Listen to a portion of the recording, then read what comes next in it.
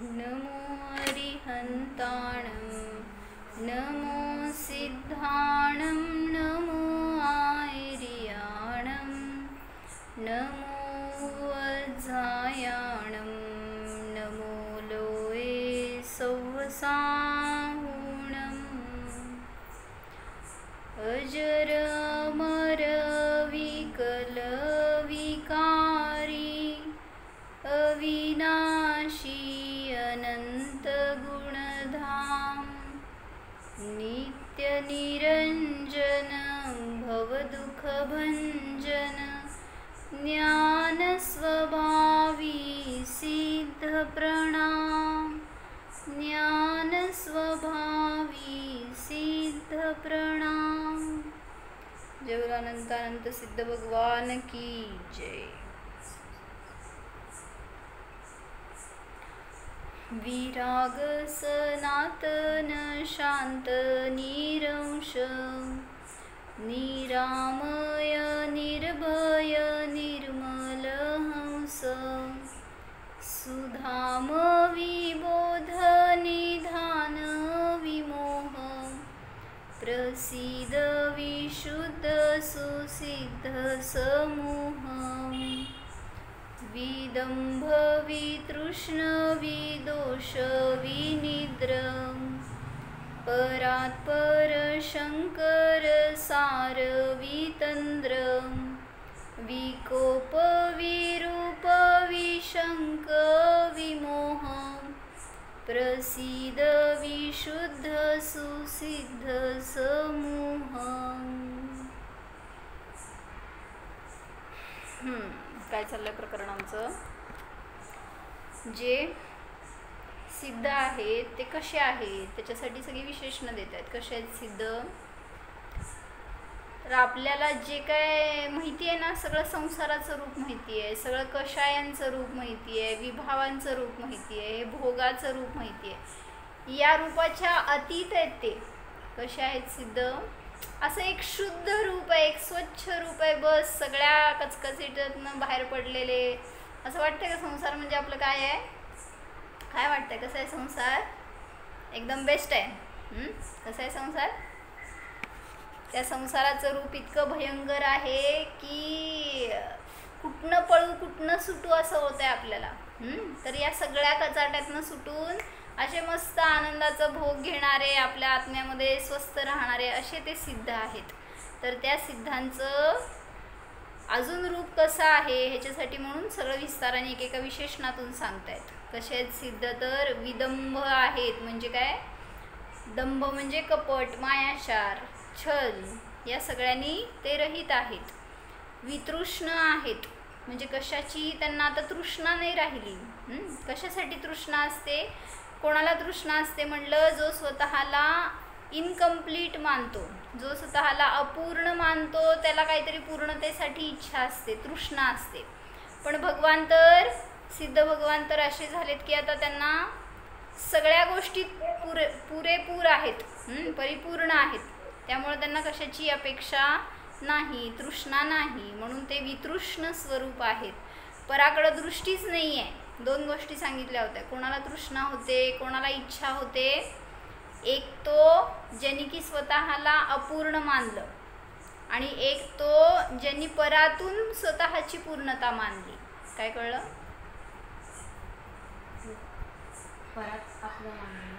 परातून मी पूर्ण होतो, मी सुखी होतो असं मानणारा आणि स्वतःला परिपूर्ण न मानणारा, असे दोघं जण आहेत की ज्यांना तृष्णा होते, इच्छा होते, बहिरंगामध्ये त्या परद्रव्याकडून अपेक्षा होते. तर तेच जीव दुःखी आहेत. म्हणून सिद्ध भगवंतांना तृष्णा नाही, कारण ते स्वतःला परिपूर्ण जाणतात, अनुभवतात आणि तसं रूप त्यांचं प्रगट झालेलं आहे. वास्तविक आपण पण परिपूर्ण आहे, पण मानतोय काय? मान्यता चुकीची आहे की मला परातून आनंद येतो आणि ते नाही येत म्हणून अपेक्षा करत राहतो. म्हणून सांगितलं आपण तृष्णावान आहोत. आणि भगवान कसे आहेत? पर्यायामध्ये वितृष्ण झालेले आहेत.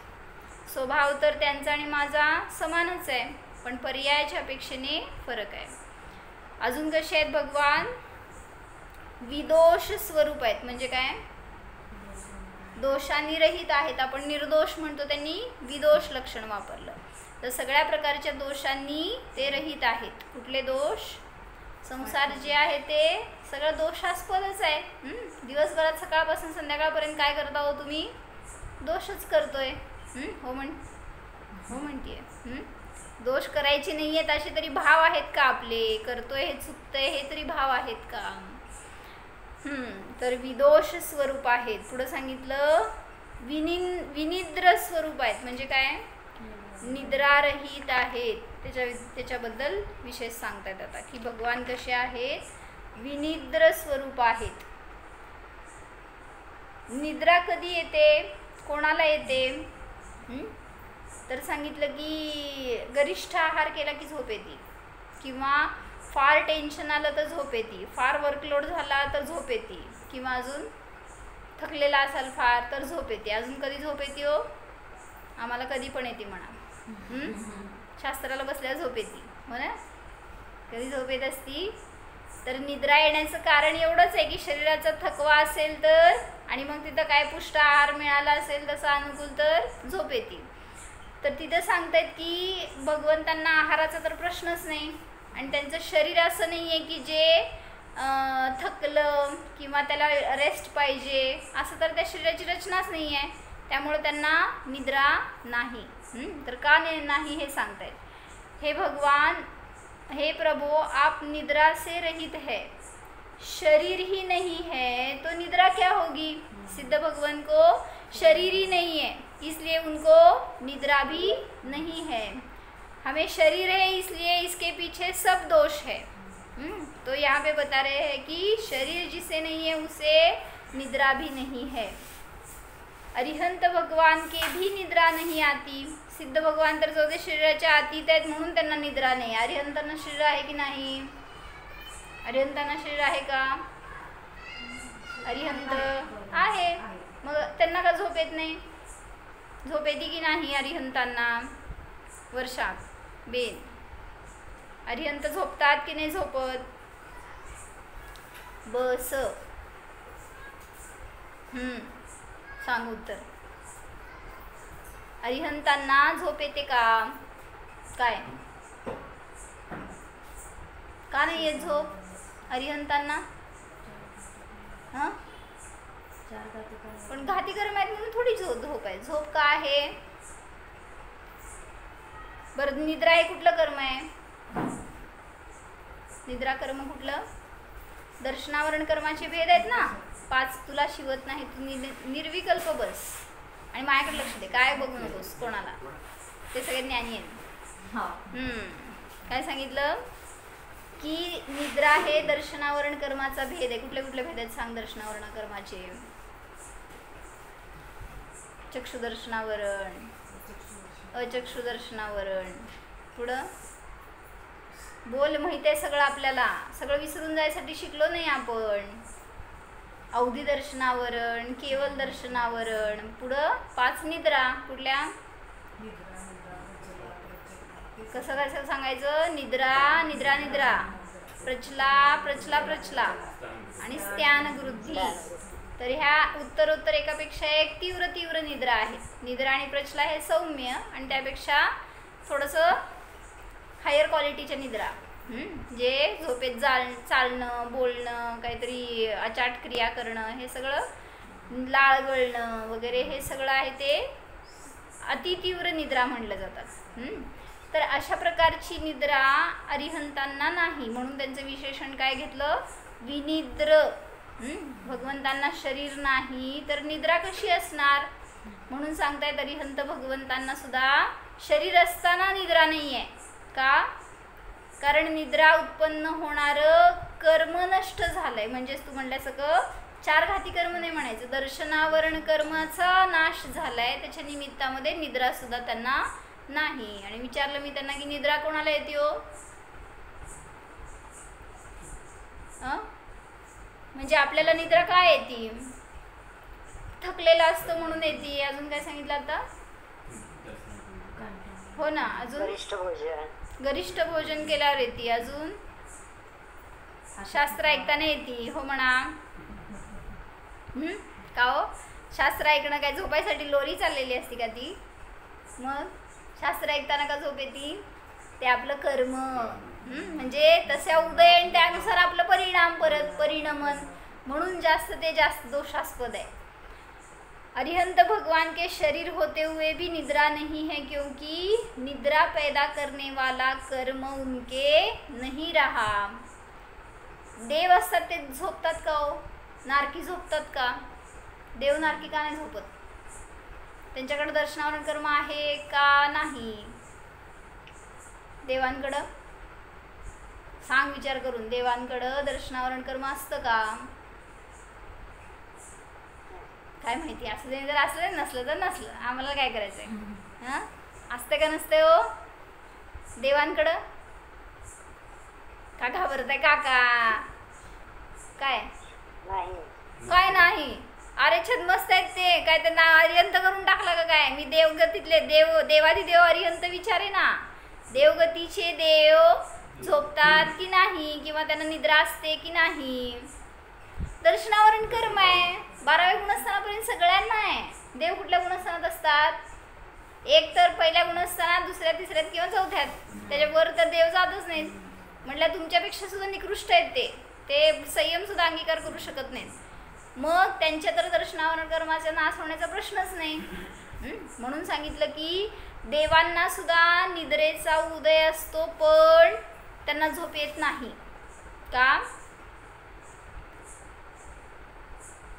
त्यांच्या शरीराचं एक प्रकारचा अतिशय म्हणा की त्यांचे पापण्या लवत नाहीत, आणि काय म्हणायचं, उदिरणा असताना झोप येत असती.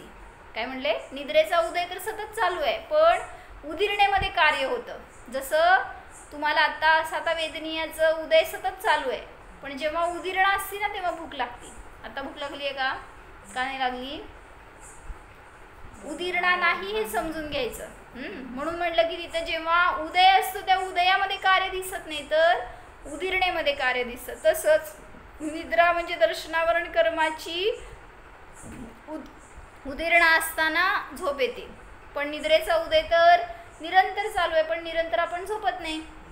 का झोपलेला असता? किती वेळ झोपू शकतो मॅक्झिमम? कोणाकोणाला विचारू, किती वेळ झोपतो? 5-7 तास. अजून वर्षाबेन किती वेळ झोपता? काय मी बघायला येणार नाही, तुम्ही काय सांगाल ते हो. किती वेळ झोपता काकी? 5-6 तास. रात्री 12ला झोपायचं आणि 6ला उठायचं काय? रात्री 9ला झोपलं की सकाळी 9ला उठायचं. किती वाजता उठतो?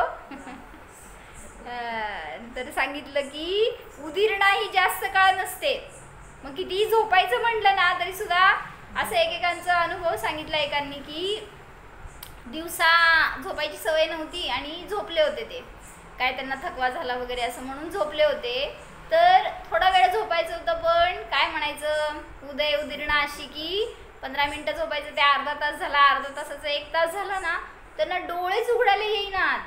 ते काय म्हणायचं, एक प्रकारचं नशा असती ना, नशा झाल्यावर कसं होतं की ते बॅलन्स होत नाही स्वतःला, तसं त्या जीवाला काय झालं की झोपेत सुद्धा काय म्हणायचं, स्वप्नात सुद्धा तो झोपेतच आहे. म्हणजे स्वप्नात चालतोय फिरतोय तर डोळेच उघडता येत नाहीत त्याला, असं झालं. किंवा स्वप्नात पण झोपेतच कार्य करतोय असं, त्यामुळं त्याला प्रॅक्टिकली तिथं उठायला येईना.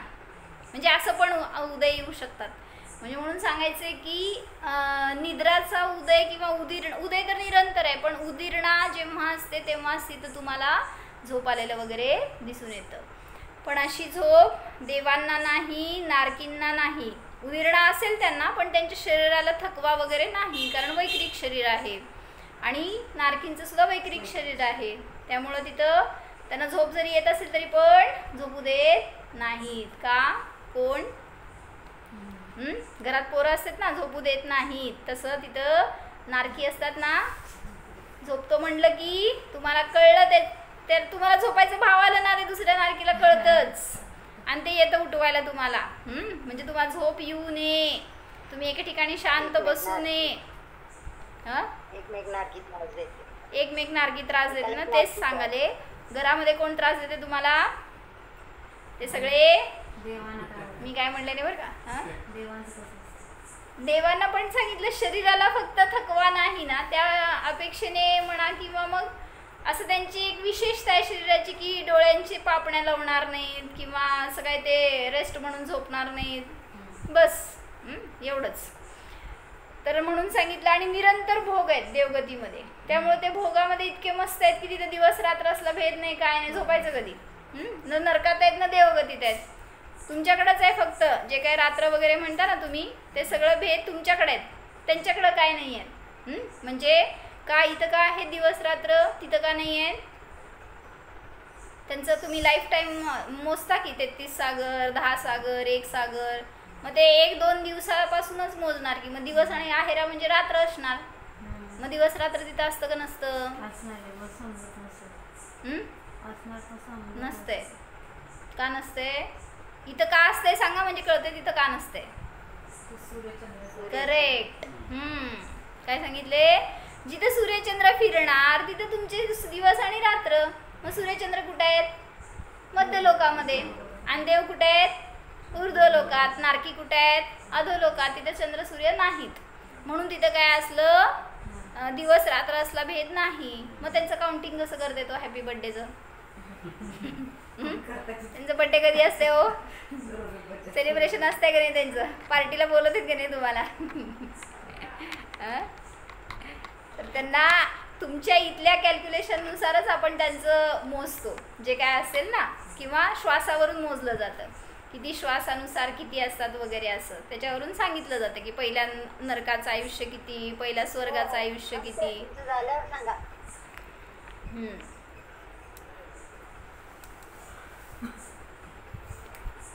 तर काय सांगत होते मग? त्यांना सांगायचंय की हे तर छद्मस्त आहेत देव आणि नारकी वगैरे, तर त्यामुळं त्यांना निद्रेचं उदय असलं तरी सुद्धा निद्रा दिसून येत नाही. तर केवली तर काय आहेत? केवली तर अतिशय प्रगट झालेले आहेत ना त्यांना, त्यामुळं त्यांच्या ठिकाणी असं जर निद्रा नाही दिसली तर त्यात काय आश्चर्य. सामान्य जे देव नारकी आहेत त्यांच्या ठिकाणी दिसत नाही. किंवा इथं सुद्धा मनुष्य अनेक असतील की ज्यांनी आपल्या निद्रेला जिंकलेलं असेल, तर त्यांना सुद्धा जर इथं दिसत नाहीत तर उदय त्यांना केवलींना नाही दिसण्यामध्ये काय आश्चर्य. म्हणजे त्यांना सुद्धा तिथं निद्रा नाही, ते झोपत नाहीत. असं काय होईल सांग बरं की ते समोशरणात बसलेत आणि पिंगायला लागलेत. कोण? अरिहंत बरं का. असं झालं तर काय होईल? काय होईल हो? अरिहंत म्हणजे तुमच्या समोर वक्ता बसलाय आणि तो झोपलाय, काय करणार हो? मी झोपले तर काय होणार? मीटिंग बंद पडणार, दुसरं काय?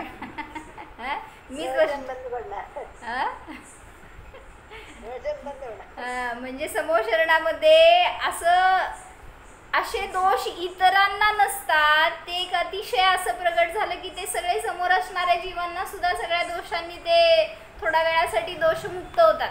म्हणजे काय, भूक तहान लागत नाही, झोप येत नाही, जन्म मरण नाही, हे सगळं अतिशय तिथं दिसून येतं त्या इतरांच्या बाबतीत. मग देवाच्या बाबतीत तर काय, जे देवाधिदेव आहेत अरिहंत भगवान, त्यांना तर असले कसले दोष नसण्यामध्ये काय बाध आहे?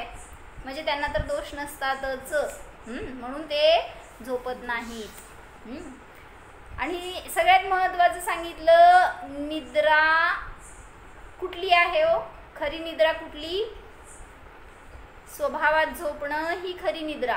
म्हणून सांगतायत की असली निद्रा तो मोह की है, जिसमें अनेक आपत्तियां है, क्लेश है, यह हमारी आत्मा भी स्वभावतः विनिद्र है, शरीर व कर्मों की दशाओं से व कर्म के निमित्त से होने वाले विकारी भावों से रहित है.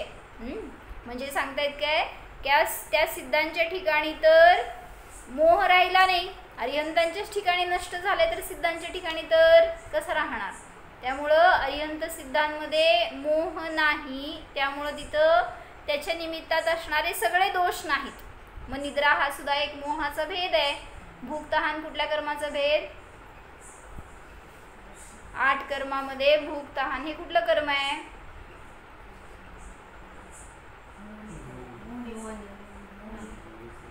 का उईच कुठलं कर्म? मोहामध्ये कुठलं कर्म मग?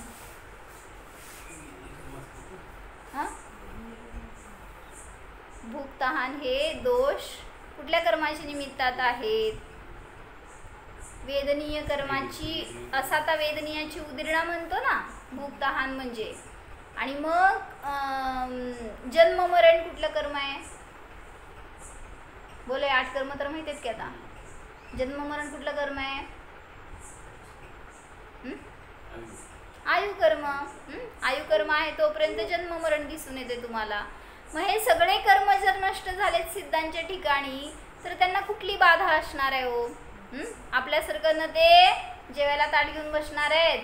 म्हणजे ते ह्याच्यावरून पण केवलींचं कौलाहार मानणाऱ्यांचं खंडन झालं की केवली भगवंतांना भूक लागते, ते जेवण करतात असं श्वेतांबर मतवादी मानतात. त्यामुळं त्यांच्या प्रतिमेवर असं जे हातावर ठेवलेले असतात ना, त्या हातावर एक घास असतो असा. जर कधी प्रतिमा बघितली असेल त्यांची तर समजेल.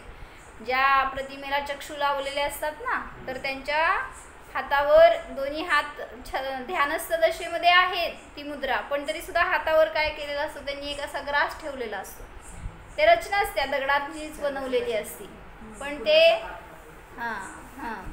म्हणजे आहार मानतात ते केवलींना. त्यामुळं नाहीतर कसं टिकणार शरीर, ह्याच्यासाठी त्यांचा विचार की ते सुद्धा आहार करतात. पण हे योग्य नाही, कारण जो आहार करतो तो सदोष आहे आणि केवली तर निर्दोष आहेत. म्हणून त्यांच्या ठिकाणी न भूक तहान आहे, न जन्म मरण आहे, न निद्रा आहे, न मोह आहे. सगळ्या आपत्तींचा त्यांच्या ठिकाणी नाश झालेला आहे. त्या सगळ्या क्लेशांचा नाश झालेला आहे. म्हणून भगवान कसे आहेत म्हणलं? निद्रारहित आहेत. झोपाली का? तर तसं आपण स्वतःला अनुभवतोय का? मी सुद्धा कसा आहे हो? विनिद्र स्वरूप आहे. जेव्हा निद्रेचा जास्त प्रकोप होतो ना, किंवा ध्यानाला बसताना आपण पहिल्यांदा हे चिंतन करून बसा की दर्शनावरण कर्माने मी रहित आहे. त्या दर्शनावरण कर्माची जर मला बाधा होणार असेल तर त्याचं प्रायश्चित्त म्हणून मी हे ध्यान करतो, असं थोडंसं स्वतःला वळवा ना. म्हणजे त्या कर्माचं आपल्याला बाधा होणार नाही, अंतराय कर्मांचा उदय नाही येणार. नाहीतर बरोबर वाचायला बसलो, ध्यानाला बसलो, पूजेला बसलो, विधानाला बसल्यावरच काय होतंय? झोप येते. काय होतंय? तर अशा ठिकाणी झोप आली तर कुठं जातो माहिती आहे का? कुठं जातो? रत्नप्रभेत. कुठं आहे रत्नप्रभा वर्षा? पंढरपूरमध्ये. कुठे आहे रत्नप्रभा? पहिल्या नरकाचं नाव आहे ते रत्नप्रभा म्हणजे. मग जो शास्त्र स्वाध्यायाच्या दरम्यान झोपतो ना, तर त्याला नियमाने दर्शनावरण कर्माचा बंध होतो आणि मग त्याचं उदयाच्या निमित्तात नरकाच्या दुर्गतींना भोगावं लागतं. म्हणून सांगितलं की जेव्हा हा जीव निद्रारहित स्वतःला जाणेल आणि त्यानुसार करेल ना पुरुषार्थ. तुम्ही संसारामध्ये भरपूर पुरुषार्थ करता हो. जसं सांगितलं ना, तुम्हाला शिखरजीचा पहाड चढायचं आहे. किती वाजता चढता हो? 2 वाजता. झोपायची वेळ असते का जागायची वेळ असते? घरात उठा बघू 2ला, 4:30ला, 10:30ला. काय करायचं? 10:30ला जाऊन काय करायचं? होय. मग मला सांगा रात्री झोपायची वेळ काय?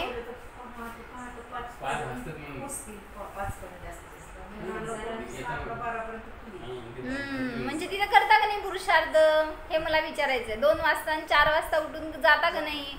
मग घरात आपण 10 मिनिटं, 15 मिनिटं, 1 तास, अर्धा तास ध्यानाला का नाही बसू शकत? जाऊ दे 2ला आणि 4ला उठू नका. 5 वाजता, 5:30 वाजता उठल्यावर तरी करते का ध्यान? कधी? किती वेळ?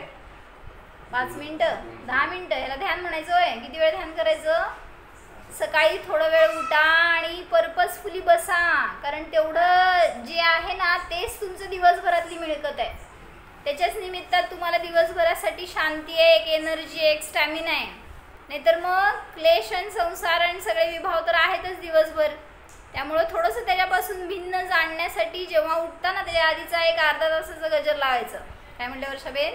किती वाजता उठायचं? मी गजर लावून देऊ काय? नाहीतर एक मीटिंग घेऊ आपण सकाळी 5:30 वाजता. उठा ध्यान करा असं म्हणून. तर सांगायचंय म्हणून की झोपेला झिंकावं लागतं. लिंक पाठवून देते आणि मी इथं बसते, तुम्ही झोपलेला असता मागं, मला माहिती आहे. एक तर कोणच ते व्हिडिओ ऑन ठेवलेलं नसते. मग आणि त्यात मी सांगणार म्हटल्यावर अजून थोडी गाढ झोप लागायची. साखरनी झोप म्हणते त्याला. म्हणजे थोडंसं पुरुषार्थ करावा लागणार. शरीर तर मागणार आहे, मला झोप आली, मला भूक लागली, हे सगळं शरीराचं कार्य आहे. पण त्याला थोडंसं रेजिस्ट करा आणि आपला उपयोग स्वतःसाठी केंद्रित करा. थोडंसं ध्यानाचा प्रयोग करा. 5 मिनिटासाठी विरोध करायचं काय, त्याच्या निमित्तात सुद्धा अनेक कर्मांची निर्जरा आहे. जर अनुभवपूर्वक तुम्ही जर ते ध्यान केलं तर. काय म्हणले धनश्री की त्याच्या आधी काय म्हणले? जेव्हा झोप येते ना त्यावेळी 5 मिनिट प्रतिकार करा आणि ध्यान करा. म्हणजे ध्यानाला बसल्यावर मुद्दाम झोप लवकर येत असते, इतर वेळेस येत नाही. स्वाध्यायाला बसल्यावर स्वाध्याय करायचा. आता एकांचं असं बघितलं मी, स्वाध्याय करायला बसतेत, रात्री 10ला समजा वाचायला बसले तर ते अर्धे डोळे झाकलेलेच असते. ते कसं काय वाचते आणि काय समजते माहीत नाही मला, पण ते वाचते. वाचन झालं ना इतकी झोप आलेली असती ना, डोळे लाल गुंद झालेले असते. ते बंद करायचं आणि झोपायचं म्हणून बेड टाकायचं आणि मोबाईल घेतला. आता किती वाजले माहिती का झोपायला? किती वाजते तो? हां ते माहीत नाही. तेव्हा ते मोबाईल लाल झालेला असते, पण तरी पण मोबाईल सुटत नाही.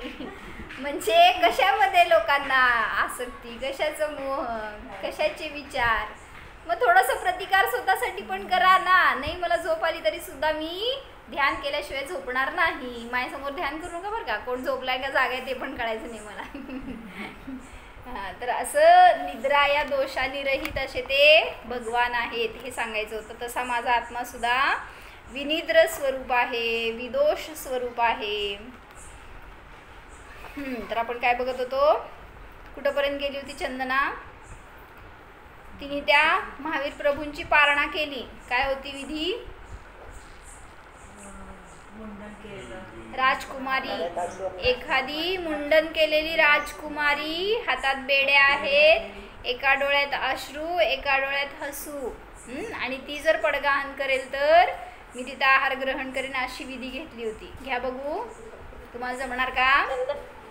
हां चंदनबालाची गोष्ट आहे ना. मी काय म्हणले? चंदनबालाच म्हणले ना. चंदनाच की. हां चंदनबाला म्हणा. बरं आम्ही बाला काढल्या, तिला मोठी केली आहे आता. तर ती चंदना आता आहार दिली आहे आणि तिथं आली तिची बहीण. कोण? तिचं नाव काय होतं? मृगावती. राणी होती ती. आणि ती तिला घ्यायला आली. बघितल्यावर तिला आश्चर्य झाला की ही कुठून आली इथं वगैरे. आणि मग तिला ती घेऊन गेली घरी. मग ती स्टोरी सांगते की तिच्याबरोबर काय काय घडलं चंदना. तर आता तिथं सांगितलं तिने की जेव्हा तिला घरी आणलं त्यावेळेस जेव्हा हे सगळं तिला मागचं कळलं की त्या सेठाने तिला कशा रीतीने प्रताडित केलं, त्या तळघरामध्ये ठेवलं, केस काढले वगैरे सगळं. पण हे सगळं झाल्यावर ती राणी आहे म्हटल्यावर तिला सांगतीये चंदना की माझा एक अनुरोध आहे तुझ्याशी की तू तिला दंडित करू नकोस. मला कोणाविषयी सुद्धा कंप्लेंट नाही आहे. कोणाविषयी काय म्हणायचं? तक्रार नाही आहे मला कोणाविषयी. सगळे जीव आपल्या आपल्या परिणामानुसार फळ भोगतात. त्यामुळं मला कोणाविषयी पण वैरभाव गैरभाव नाही. त्यामुळं तू कोणाला तिथं दंडित करू नकोस. हे सगळं समजून झाल्यावर मग अशी सगळी स्टोरी झाली. हे सांगितलं तिने मृगावतीला. आता मृगावती काय म्हणतीये, त्यांनी शोधत होते ना इतके दिवस कुठं गेली चंदना म्हणून. कारण त्या बागीच्यातून जी हरवली त्याच्यानंतर त्या राजाच्या सैन्याने 4 दिशांना काय 10 दिशांना शोधलं. जंगलन नगरन सगळं पालतं घातलं, पण कुठं पण चंदना मिळाली नाही. मग त्यावेळेस ते सगळे थकले होते. आणि जेव्हा इथं दिसली मृगावतीला चंदना तर तिला किती आनंद झाला की ती कुठून मिळाली. हमारे तो भाग्य खुल गए चंदना, मृगावती सांगतीये. हम भरसक प्रयत्न करके भी जिसे न पा सके, वीर प्रभु के चरणों में हम अपनी छोटी बहन चंदना को सहजता से पा गए. चंदना म्हणती, बहन जो हमने जगत के जीवों के अभिप्राय की विचित्रता देखी है, उसे देखकर मन फट गया है। अब हमने अपने आप को प्रभु के चरणों में सदा सदा के लिए समर्पित कर दिया है। अब तो हम अपने आप को जगत के जीवों के कर्तव्य एवं अहंकार के परिणामों के पोषण में निमित्त नहीं बनने देंगे। म्हणजे माझ्या निमित्तात कोणाला तरी कर्तृत्व व्हावा, अहंकार व्हावा असं मला काहीही करायचं नाही। आता सगळ्यांच्या विषयी मला विरक्ती आहे। बस हमारे लिए मात्र वीर प्रभु ही प्राणाधार है, हमारे स्वामी है, नाथ है, चिंतामणी है, कल्पवृक्ष है, धनी है।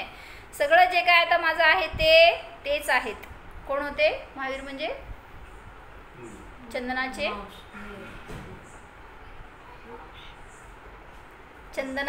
महावीर म्हणजे आता उलट सांगा की चंदनाचे महावीर म्हणजे गृहस्थ दशेतले भाचे। काय तुम्हाला मावशी मावशी करायला लागलाय? मावशी कोण? ती मावशी। ते कोण होते? गृहस्थ दशेतले भाचा, म्हणजे बहिणीचा मुलगा होता। पण त्यांच्या प्रती इतके समर्पण होतं, इतकी भक्ती होती त्यांना की ते जेव्हा विरक्त झाले आणि त्यांनी दीक्षा घेण्याचा विचार केला तर ह्यांनी अनुमोदना केली घरातून। त्यांना तिकडं केवळ ज्ञान झालं तर इकडं हिनी दीक्षा घेतली होती असं तिथं ते सांगितलंय पुढं। मृगावती, अपने से विमुख होकर जो परिणति चल रही है क्या वही दुख है? चंदना, हाँ, जिसे संसार दुख रूप लगता है उसे हर इच्छा दुख रूप लगती है। काय म्हणले?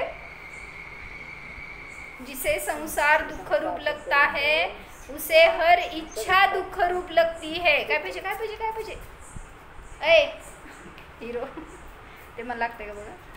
पर्याय में दुख है ऐसा स्वीकार है तो वह वहां से हटेगा। काय म्हणले?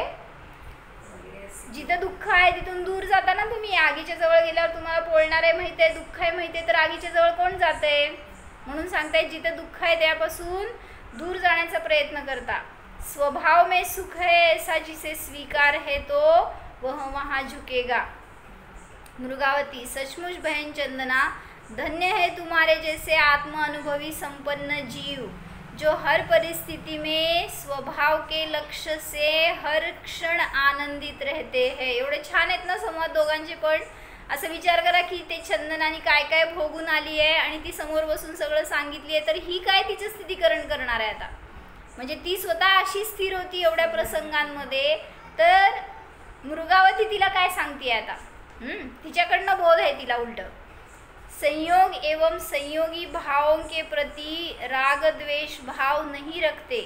कर्मों को जो ठाट दिखाना है सो दिखाए। ज्ञानी जीव त्या सगळ्या कर्मांच्या उदयामध्ये शांत आहे, न्यूट्रल आहे, क्षमता स्वभावी आहे। चंदना, सच है दीदी, कभी भी, एवढे छान आहेत ना सेंटेन्स, लक्ष द्या, कभी भी दूसरों की चिंता नहीं करेंगे। म्हणा, कभी भी दूसरों की चिंता नहीं करेंगे, दूसरों से लाभ नहीं मानेंगे। काय म्हण की हे जसं आहे म्हण की तसंच ट्रान्सलेट का करायली? दूसरों से लाभ नहीं मानेंगे। मला दुसऱ्याकडून लाभ मिळणार आहे माहिती झालं ना तर तिकडं सारखं कल राहतो, मग पराकडे दृष्टी राहते। म्हणून पहिलं काय सांगितले? दूसरों की चिंता नहीं करेंगे, दूसरों से लाभ नहीं मानेंगे। तीसरा, दूसरों से आशा नहीं रखेंगे। काय? आशा नहीं रखेंगे, क्योंकि जहाँ आशा है वहाँ पे दुख है, क्योंकि अपेक्षा जहाँ है वहाँ अपेक्षा भंग का दुख होता है। चौथा, दूसरों को दोष नहीं देंगे। मस्त आहे वाक्य लिहा। ली काय सांगितलं का?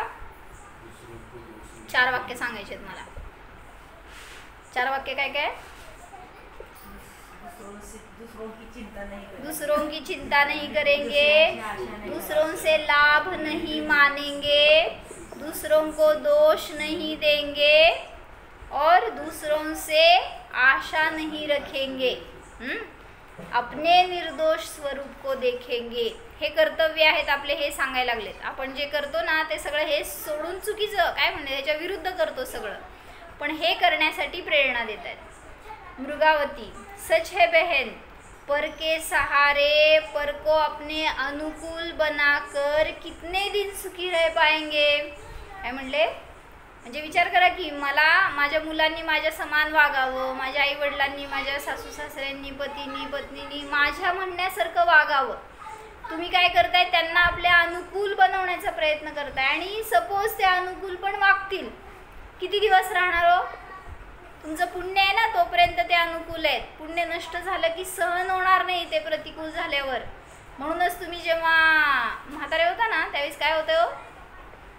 म्हातारे सोडा, आता तर सगळे जवानमध्येच म्हातारे आहेत. जवान झाल्यावरच जेव्हा ते आपल्या प्रतिकूल होतात तर सहन होत नाही.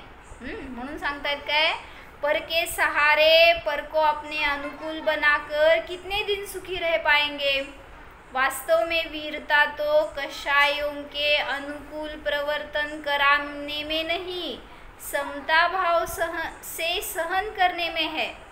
बहन, अब तो क्षमा से अपने जीवन को सजाना और आराधना से सुशोभित करना है. काय कळलं? कोण वीर आहे? कोणाच्यात वीरता आहे? खूप तीव्र कषाय करतो तो श्रेष्ठ का? तो शूर का? तो वीर का? तर सांगतायत की कषायांच्या अनुकूल प्रवर्तन करण्यामध्ये वीरता नाही आहे, तर त्या कषायाला जिंकण्यामध्ये वीरता आहे. जो समता स्वभावाला जाणतो आणि सगळ्यांशी क्षमाभाव ठेवतो तर तो जीव वीर आहे, तोच महावीर आहे, तोच श्रेष्ठ आहे.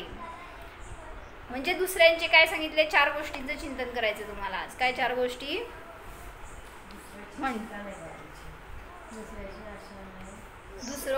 दूसरों से आशा नहीं करेंगे, दूसरों को दुख नहीं देंगे, दूसरों को दोष नहीं देंगे,